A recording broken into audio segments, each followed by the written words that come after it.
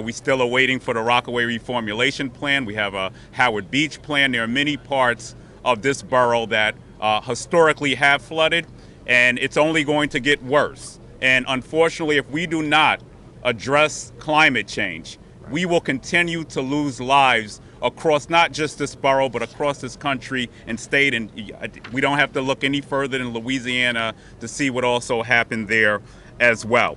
A few things I want to mention to homeowners out there today.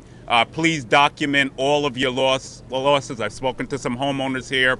Put a claim in with the comptroller as well as with your insurance companies as well. I know that a lot of residents struggle with flood insurance, but these are some key things to do.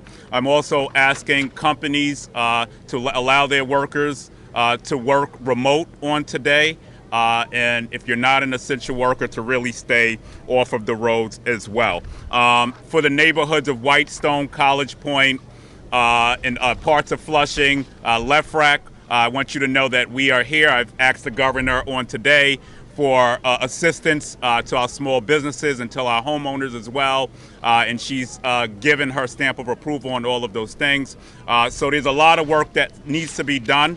We are not out of the woods. Queens needs to see much more infrastructure investment. We cannot wait until tomorrow. We need it today. These lives could have been saved if we had investment that we sorely needed a long time ago. With that being said, it brings me great honor to bring up my colleague, someone who worked with me from my time being the Environmental Protection Chairman in the Council, him being Civil Service and Labor, someone who worked to secure $2 billion for South Queens, Danique Miller. Thank you. Danique Miller. Didn't know that. Good morning. First of all, my condolences to the Ramsrick family. And I want to thank the governor, the mayor, Senator Schumer, Congressmember, Borough President, and this is collaboration of folks of government that have come together to address this issue. And they have done so very well, articulated the issues of climate change and infrastructure, or the lack thereof. But all politics of local. And I think the congressman has mentioned that I have spent the better part of 10 years on this street here. And I probably had about 6 to 12 inches of water in my basement this morning.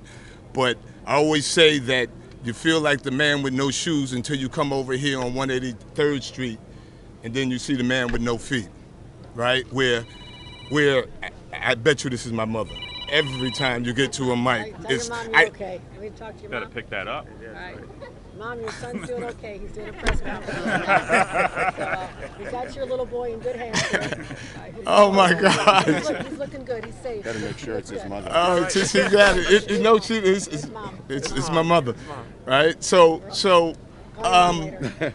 yeah, we felt like until you see the person with no feet, where folks here have a foot of water on the first floor and not in the basement.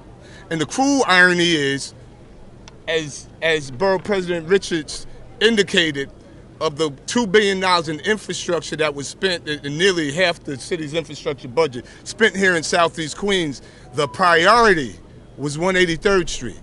When that schedule came out, we said, no, don't do Cambridge Heights, don't do Springfield Gardens, do 183rd Street first. And guess what?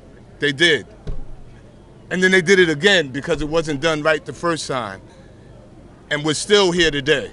And so there has to be oversight, and we have to figure out what we're not doing right. That we have to make sure that these folks, that every time it rains, that they're not out here. Every time it rains, my staff and I, we have the hot spots, as the borough president knows. You call over here, you call certain areas in Springfield Gardens to see if it's working. And guess what?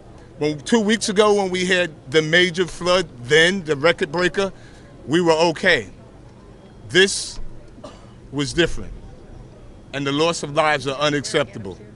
We absolutely have to make sure that we're taking care of families. And I want to just say that this group of folks here are the epitome of resiliency. They take care of each other, they feed each other, they house each other.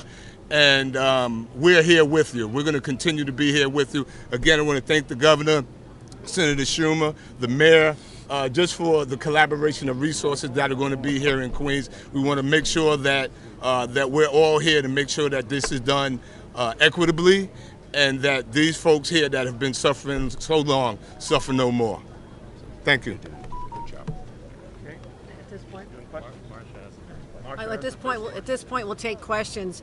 But I also want to make a statement before we go on to questions. To the people who live on streets like these throughout the city of New York, I want them to know, a new administration, my administration, we don't govern by press conference. Yes, we're here today to answer questions, but I want to assure them it's not just about today, it's what we do tomorrow, the next day, and the next day. So you're going to see a different tone, a different era of collaboration. And I served as a council member for 14 years, so I've been in the streets for a long time to know what it takes to get the job done. You don't just show up one day, you show up until the job is done. And with that, we'll take questions. Marcia? I'm going to go. Okay, thank you, Senator. Thank you, Governor. Marcia. Hey, Kimani. Also want to acknowledge the presence of our public advocate, Jimani Williams, has joined us as well, and Senator John Liu has joined us.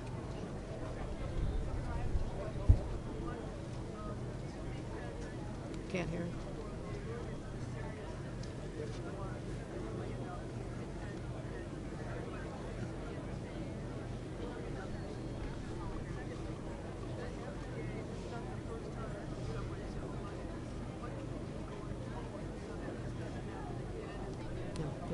Yeah. Excellent questions. Those are my questions this morning when I spoke to the leadership at the MTA. Here's what we need to do. We need to identify the areas where we have vulnerabilities on our streets, where the drainage systems are not functioning properly and they're close to the entrance of a subway. And we need to be able to fix those first so we don't get a situation where the drainage system, the sewer system can't handle the volume and then the water just creates a river down the steps and into the subway system. I think that's our first priority. I know that's my first priority. So I want to also have an after action report on this. What did we know? When did we know what we had? What information do we have? Were there any intelligence failures in terms of our preparedness? I know I deployed resources yesterday morning, but we did not know that between 8:50 and 9:50 p.m. last night that the heavens would literally open up and bring Niagara Falls level water to the streets of New York.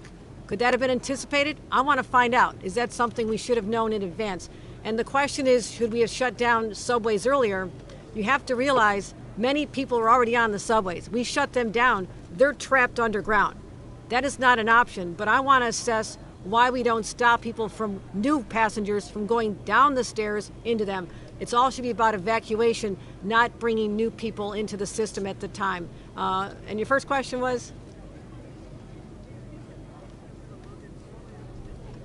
Yeah, there were storm warnings, tornado warnings throughout the evening, but I'll see whether or not more could have been done. That's a good question. Yes. Governor, two questions. For you, Governor Hochul, not to know personal question. Could you talk about any damage at MTA rail yards and other bus depots? And then a question for Mayor Blasio. Yeah, we have damage. We have damage, and I'm going to be out visiting some of the sites right now. And we'll be embedded with FEMA personnel. This is what happens first. Everything has to settle down, stabilize, make sure we're protecting life and property, job number one. Number two, within a few days, we go out there with the FEMA crews, literally add up the extent of the damage, file for our declaration with the federal government, and this is, again, what President Biden assured me. He said, Kathy, I'm going to do this for you. You tell me what you need. So we're prepared to take all those steps, starting right now. And from Mayor de Blasio, we just heard from a neighbor who said they have been asking for help about the sewers. Can you, and some maybe, I saw DEP, DDC, DOT, can you explain why this was seemingly such a failure on the part of the city where you have streets, neighborhoods not even in flood zones, basements flooding, people couldn't get out, they weren't notified. Walk us through that. Let me get our DEP commissioner, I think is here, Vinny Sapienza, who can speak to the specifics. Have him come over. Look, as you heard from Congressman Meeks and from Borough President Richards and Councilmember Miller, over the last few years we made a $2 billion investment in addressing the infrastructure problems of Southeast Queens, including the sewer problems. This is a tragically very long-standing problem, and one of the things that became clear was we were going to have to make an extraordinary investment to address it. As you've heard, that investment is having an impact, but it's not complete. It's been going on for years. It will take some more years to finish. In terms of the impact of the investments here in this immediate area, Commissioner Vinny Sapienza, DEP. Thanks, Mayor. Here we go. Okay. I can do it. Yeah, so thanks. So a couple of things. One is the rate of rainfall that occurred was just really extraordinary. Councilmember Miller mentioned the storm we had, a couple of weeks ago with the remnants of Henri, which was about the same total amount of rainfall that fell, but this all fell really within a very short window, few hours, and I think that was a big difference. As the mayor said, we recognize in this area of Southeast Queens, an investment was needed. It was long overdue. The mayor announced a $2 billion commitment a few years back, and that work is well underway. In terms of here. Flooding in Woodside and Forest Hills that caused people to die, and how do you explain the failure there? Yeah, so we're going to do that full hydraulic assessment, but rainfall rates were really extraordinary and far exceeded the capacity of the system. Anything over 2 inches an hour, we're going to have trouble with. Last question, sorry, to Gloria. Last question, Gloria. Gloria? Gloria. If I could just follow up on Katie's question, because you are all talking, and Governor, for you, but for all of you as well, you're talking about how this is a warning call and a warning, but the fact is we've been having these events, and people here are talking about how this happens all the time.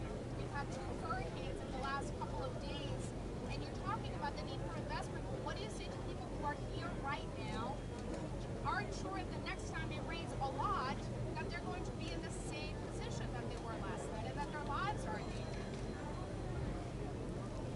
I have been to so many catastrophic flooding events from Lake Ontario to Long Island to now to the city. So no, this is not unusual anymore. Anyone who says it's once in a century, once in 500 years, I'm not buying it. This has to be considered the normal course of business. So we need to take steps to prepare. We should have evacuation plans that every single homeowner knows about. What you do when the waters start rising. Is our communication system adequate to let people know in homes and on subways that this is dangerous? Are alerts going out on people's cell phones? How do we communicate, and are we doing a good enough job? Because I'm not going to stand here and guarantee it won't happen again tomorrow. I don't know that. But I know we need to do much more in our resiliency, addressing climate change, and we have an aggressive program that I'm going to even take to the next level. But that's long term. That's not going to help the people on the street. I'm not going to pretend it will. What I'm talking about is letting them know we've got their backs. We'll help them heal. We'll get them the resources from the federal government once they get that declaration, and let them know we're not satisfied either. This is not okay with any of us. Yeah, and let me add, excuse me, Governors. Gloria, to your question, I think we now understand that every attempt at projection, bluntly, is failing us. Let's be clear. We're getting from the very best experts projections that then are made a mockery of in a matter of minutes. What I want to work with the governor on, and by her comments you can see she's already there, we need to start communicating to people that we should assume things are going to be much worse in literally every situation. Yesterday morning, the report was 3 to 6 inches over the course of the whole day, which was not a particularly problematic amount. That turned into the biggest single hour of rainfall in New York City history with almost no warning. So now we've got to change the ground rules. From now on, what I think we do is tell New Yorkers to expect the very, very worst. It may sound alarmist at times, but unfortunately it's being proven by nature. The infrastructure investments, look, $2 billion for Southeast Queens is a big deal. But what we're seeing is we're going to need more than we ever possibly imagined. Thank God, for the first time in our lifetimes almost, the federal government is finally truly committed to infrastructure spending. But I don't think it's too little too late.